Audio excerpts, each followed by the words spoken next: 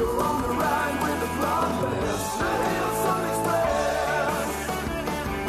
Oh yeah. Hello and welcome to the Deep Sea podcast Pressurised, a short, punchy version of our full-length shows. So if you want to get right to the scientific point, this is the place to be. If you really enjoy the topic and you think, actually, I'd like to know more, just match the episode number and you'll be able to find the full-length episode in our feed. And now, to get right to the point.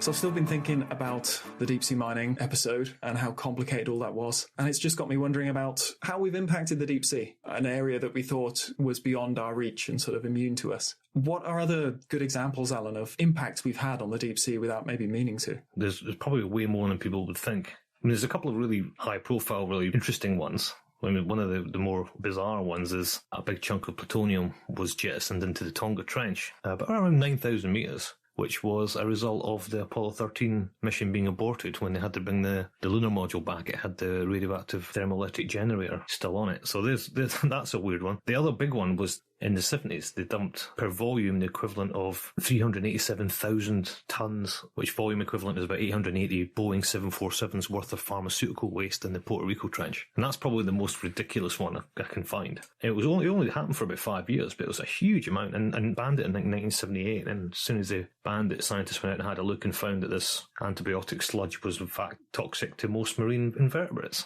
We talk a lot about the Mariana Trench because it's an easy one to just sort of get your head around, and it's the deepest place. So in keeping with that thread, there has been more and more and more papers published in the last 5 years about pollution in the Mariana Trench. Now, this is not a dig at the Mariana or any of the nations around the Mariana. I think it just gets scrutinised more so because it's the deepest place in the world. It has that prestigious. There's traffic. Yeah. I think if you want to make a point, you do it at the deepest place. I mean, to tell people the third deepest place in the world has got something in it it shouldn't do is not that impactful. So it does get disproportionately scrutinised. But, in the last four years, maybe there's been papers written about high concentrations of lead in the trench fish. There is the presence of the 1950s hydrogen bomb radiation and crustaceans at the bottom. There's been bioaccumulation of persistent organic pollutants. With that, there are plasticizers, PCBs. There are flame retardants, PBDEs. More recently, there's a paper came out about the pesticides, DDTs. They're all present in the deepest fauna. There is ingestion of microplastic and synthetic fibres. There's a paper describing lots of plastic litter on the seafloor. There's plastic contamination of sediments. It goes on and on and on. I mean, one of the weird things that came out of our expedition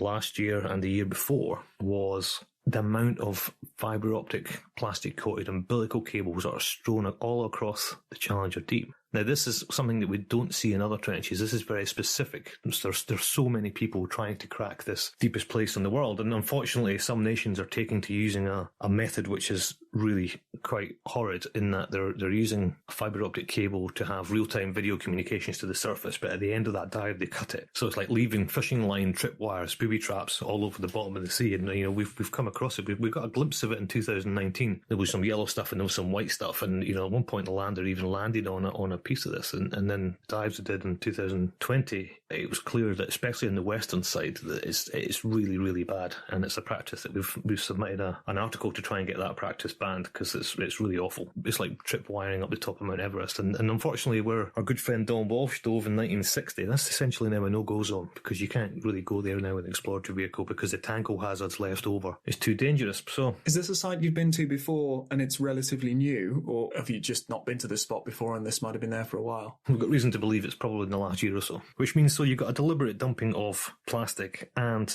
basically laying down tangle hazards. So once that particular group has done their dive, no one else can follow in their footsteps because they've left this big trail of fibre optic behind. And it's a bit sad that the exploration vehicles are not only stopping others coming in to look at the extent of the plastic problem, they're also adding to it, which I think is really awful. But it is what it is, and it seems to be quite limited to Mariana Trench, and that suggests that it is because there's this sort of race on to try and get vehicles down there without necessarily caring about the impact that has. So there's also something else in the news last month. Was a paper came out about mercury contamination in the Mariana Trench, and I was involved in this to some degree. There was actually two very similar papers. One came out of China, and then there was our one came out, which was I won't take any credit for. I just did the field work, but it's really the work of Joe Bloom and Jeff Drazen in the States. But what they were finding is that, I don't know if anyone's familiar with mercury, but mercury is a globally distributed neurotoxic pollutant, but it can be biomagnified in fish to levels that are actually harmful for human consumption. So it's something that we're very aware about in fisheries, but perhaps not so appreciative of how it then percolates down to the deep sea. But, everything in the sea eventually sinks. The only way is down. And what they found in the study was the mercury isotope measurements of animals from the deepest trenches was basically full of surface ocean-derived mercury. And it had indeed infiltrated all the way down. And that's really, really sad. So it's just another one. I mean, if you add that to the PCBs, the PBDEs, the DDTs, it seems to be, if you go looking for something, you'll find it. And you'll find it in the deepest place, which is really quite sad. And that causes us issues because we don't have a baseline. When we're comparing places, we need somewhere clean to compare them to, and nowhere is clean anymore. I think the take-home message from all of this stuff is certainly some of those studies came out of our lab. A lot of the questions we've got were, what does it mean? What does it do? And so, well, we don't actually know because we're only studying these species for the first time and they're already contaminated. Therefore, the window in which to get some sort of pristine baseline data is now shut. So we'll never know. I mean, if these things are, for example, reducing reproductive success, we probably won't know because we won't know what the reproductive success was or what it's supposed to be. Yeah. And that's the most frightening thing.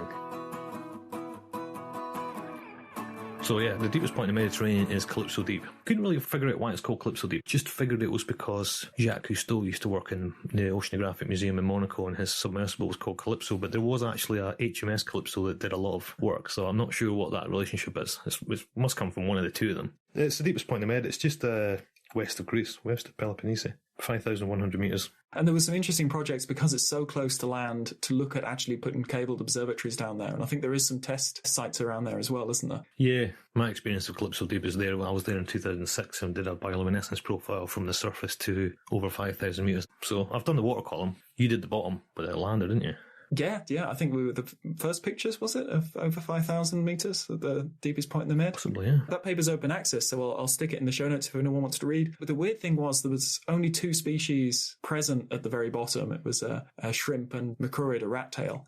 But they both seem to be stunted to this same sort of size. They both seem to be about 10 centimetres long. The food supply is incredibly low down there, so we were wondering if there's like an energy optimum for them down there. There's weird stuff going on in the Med. I reckon it's one of the most awesome seas because of its interesting history and how it's still interesting today. It's a fairly new sea. It wasn't there for a while. It actually completely dried out 6 million years ago in the Messian salinity crisis. So completely dried out. They reckon a few little pools may have survived, so we might have some endemic species surviving, but basically it had a hard reset 6 million years ago when it pretty much completely dried out. It eventually reconnected with the Atlantic about 5.3 million years ago in the Sanclean flood or the Sanclean deluge. This is just incredibly awesome. The water is dropping, more than a kilometre. 100 million metres squared per second is flowing into this. And over a couple of years, the whole sea filled through this one entrance in the Atlantic. So that just must have been incredible. Like if you could stand on the shores and watch that happening, it must have been amazing. Some geologists think it was slightly less spectacular and it maybe happened over a longer time. But I'm team 1 kilometre enormous waterfall. Sounds a bit more awesome. And that was flowing in through the Strait of Gibraltar. Again, adds some strangeness to the Med. So that's a narrow channel. It's deepest at about 280 metres deep. And so that means that the deep sea species that colonize the Med have to at some point in their life cope with being that shallow, like either as a larval stage or a juvenile stage or floating eggs or something like that. And so that means that the deep sea fauna that have seeded the Med are sort of restricted by that.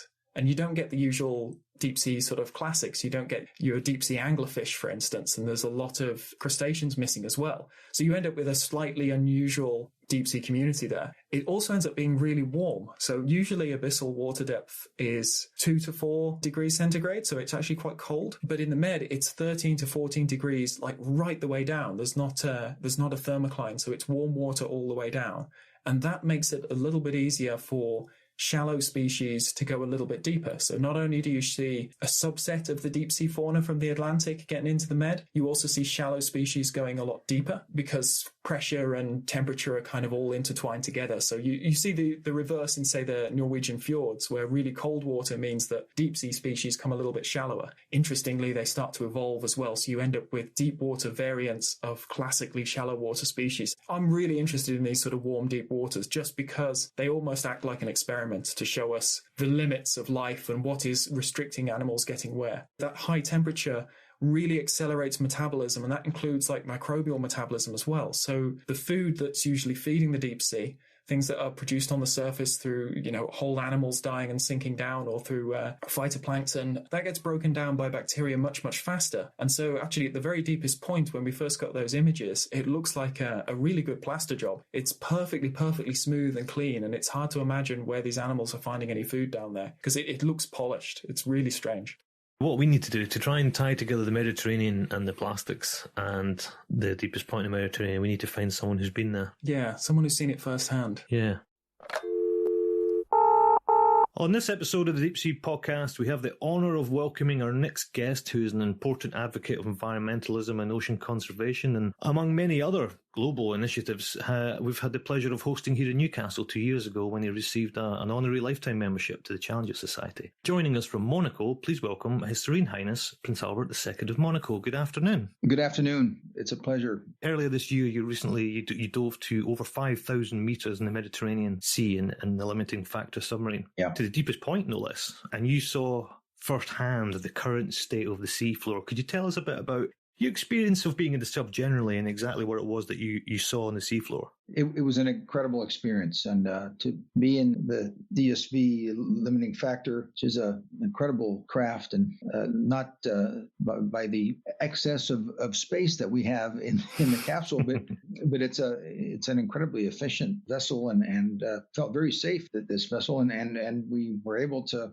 have a very smooth descent and then ascent back up to the surface. But to be there with Victor Vescovo and of course with the whole team, that was just a great experience, and just seeing the complexity of putting on such an operation. Also knowing that you are diving in the deepest part of the Mediterranean, which of course is a sea that's very close to my heart, close to everybody here in Monaco living on its shores. But to see what we could through the little portholes gives one a very good impression of what oceans and seas are all about, the difficulties and the fragility of these ecosystems. But of course, what was the most striking is that, we saw very, very little life outside, but a few deep water shrimps, but quite a lot of plastic. Yeah.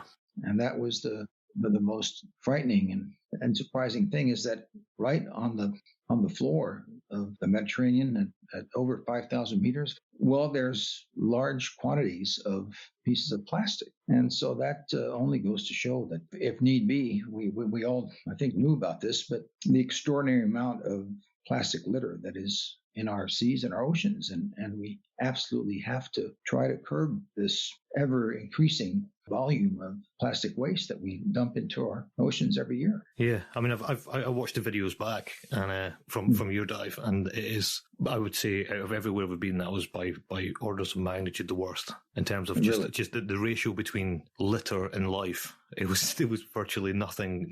I don't recall actually seeing any animals on the seafloor at all during the whole dive. It was just all litter of every type you can think of. So, but I mean, recently you founded the Beyond Plastic Med initiative. So, for the benefit of the audiences, can you explain what that is and how you can get people involved? Plastic pollution is obviously one of the most serious ecological problems that we are facing, affecting our oceans. And this was especially true in the Mediterranean, and it's especially true because it is a semi-enclosed sea, and it's now unfortunately considered, as you just said, one of the most polluted seas in the world. So in order to meet this challenge of trying to find the best solutions for plastic in the Mediterranean, my foundation partnered with the Tara Ocean Foundation, Surfrider Europe, and the MAVA Foundation in privileged partnership with IUCN to create this initiative called Beyond Plastic Med, or BMed, 5 years ago. So each year, BMed supports initiatives that aim to reduce plastic pollution at its source. So for the last 5 years, we've been involved in 57 different projects in 15 countries that are around the Mediterranean. And so beyond the financial support, BMed creates a regional dynamic by facilitating the sharing of experience and knowledge within this network. And to reinforce its impact, BMed also works with the private sector. And earlier this year, a business club for companies operating around the Mediterranean was created. The discussion space, supervised by a small committee of experts, supported companies to implement different solutions and, of course, sustainable solutions. So until beginning of next January, BMed fifth call for micro initiatives is open. So the call is aimed to support projects to find alternatives to plastics, to mobilize the different stakeholders, to collect data, and to advise and help and implement new regulations that raise awareness and to improve the actions of waste collection. So everybody has a role to play in this BMed initiative on the political front to try to implement new regulations to make this effort a more globalized effort, if you like, really get NGOs involved to disseminate best practices and mobilize the different stakeholders. The industrial sector also need to be involved to reduce the use of plastics and to use plastic production. And of course, the scientific community and the scientists and engineers to develop new materials to improve plastic waste management. Then last point is the public at large, that we all should reduce our use of plastics in everyday life. I think you make an important point there about thinking sort of environmentally about the Mediterranean. And this is not necessarily an effect of the countries around the Mediterranean being particularly wasteful or reckless. I think you have to appreciate that the Mediterranean is a very, very deep basin, there's no potential for dispersal because it's so locked together that anything that goes in the Mediterranean stays in the Mediterranean. And when you get down to the deepest point, which is Calypso Deep, there's nowhere else for it to go. So it's quite unique in that if it were to go off the coast of Portugal, for example, litter would ultimately spread across the Atlantic and perhaps it wouldn't feel so bad. But the Mediterranean there's nowhere for it to go. And that's a really sad state of affairs for the species that live there. It's essentially this ultimate sink for it.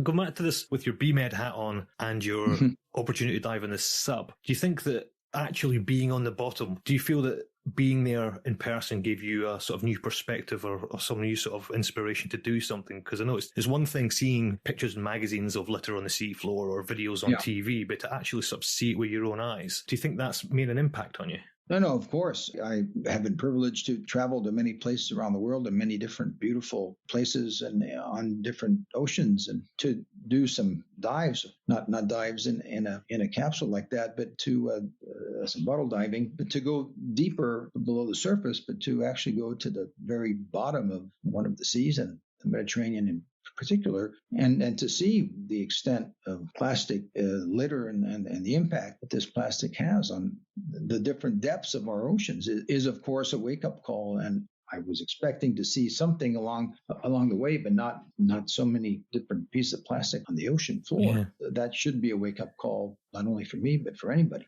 I think especially when you've got the visual imagery of what people expect to see when they're stood on the coast of the Mediterranean. It's this hot, beautiful beaches, holiday resorts, and then suddenly you realise, because I've done a few ROV projects in the Mediterranean as well, and it is staggering. We've seen corals we've been wrapped in rope and drinks cans amongst coral reefs and stuff like that. It's tragic, and I think maybe people who are relying on the sunliners on the beaches of the Mediterranean probably don't really have an appreciation for just how bad the Mediterranean is becoming and how quickly it's becoming really bad. No, it's true. And that's why it's so important. It's more important than ever now, having seen this, that I try to do my part into trying to mobilize people around this issue that's so important for our well-being. If there are healthy ecosystems and a healthy global ocean, then we will, of course, benefit from that. We have to be made aware of this, and we have to let the public at large know about this, and they can play a role as well. So the plastic problem, I think, is ultimately extraordinarily important, but you can get very depressed thinking about it because it's so... I think even just last week there was a news report I read about the plastic pollution at the very summit of Mount Everest, which, to be honest, is not too surprising, but it's just sad to see it in black and white that, you're now looking at every corner of the planet. So to try and lighten the mood a little bit, we spoke to Don Walsh quite a lot, and Don's been telling us about some of the other guys that were involved in Trieste that perhaps you've never normally heard of. And over the course of my career, certainly, your great-grandfather has come up time and time and time again through species that have been named after some of his vessels, through things like he pioneered the deep-baited trap. He did this huge haul of what we call parasitic eels and stuff like that. So I just wanted to take the opportunity to ask you about His Serene Highness Prince Albert I. He's clearly a legend in the deep-sea world, and it was obviously 100 years ago. I was wondering if you could just tell us what he was like. I know he was called the Navigator Prince, and you hear about all these amazing expeditions that he did, but what motivated him? What kind of person was he? Well, I'm sorry that neither my father or myself got to know him personally, because he passed away well before my time and just before my father's time. But just reading his journal and reading his book and reading his different letters that he wrote, different speeches or presentations that he made to fellow adventurers or scientists, an incredible curious mind, and in the good sense of the term, he was really wanting to know everything about oceanography, of course, but also other sciences. But really his love for the sea and his sense of adventure, but also his great vision of what needed to be done, even in his day. He was a pioneer, of course, and he was very much at the forefront, as you know, of greater dissemination of the then new science of oceanography at the time, through his connections with different scientists around the world, and through some 28 different expeditions that he organized and that he funded and that he helped set up. Well, in several different letters and speeches that he wrote in the very early part of the 20th century, I think it was 1903, he was talking about issues concerning overfishing in certain parts of the Atlantic. No one, of course, ever talked about that at that time.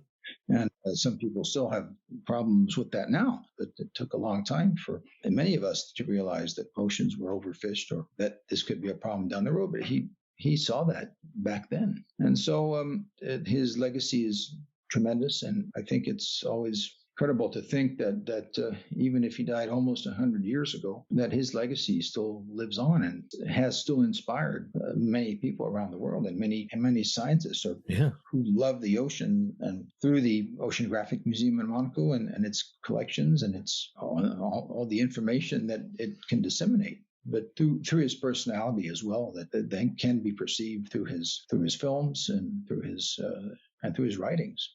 I think one of my favourite stories was, which is a moment of incredible simplicity, but at the time must have been visionary, was when he went out to the North Atlantic and he wanted to map the Gulf Stream. So apparently over the course of multiple expeditions, they threw over 1,600 wine bottles over the side with a letter in it. They did the message in the bottle thing, and then there was people in Orkney and Shetland finding these things like months later and opening them up and finding a letter from Prince Albert of Monaco inside. It must have been really bizarre. And of course he's asking them would you politely write back to me and tell me where you found this? and there's an amazing map drawn of essentially the North Atlantic circulation from that. Yeah. So I wonder what he would have made of the plastic problem. That would have been an interesting conversation. Yeah, I would have loved to have picked his mind about that, but I'm sure he would be appalled by it, and definitely try to mobilize people around this. So what do you think is what's the next big step then in deep sea conservation, particularly in the Mediterranean and your backyard? A societal one? Is it a technology one? Is it a problem for scientists to deal with? Is it entirely a political one? I mean, how the plastic problem seems now that it's so huge, it's hard to know who to go to fix it. Well, I think it obviously is a mixture of all of the above. I think that the technology is available to us now is already very substantial, and that we can draw from that to help us. And so do the scientific skills to operate these technologies. First of all, identify the problem, and then try to find substitutes for plastic. But I think what is lacking also is financial resources, so that scientists can work in good conditions. Of course, there's also the political will to take the brave measures at the multilateral level to better preserve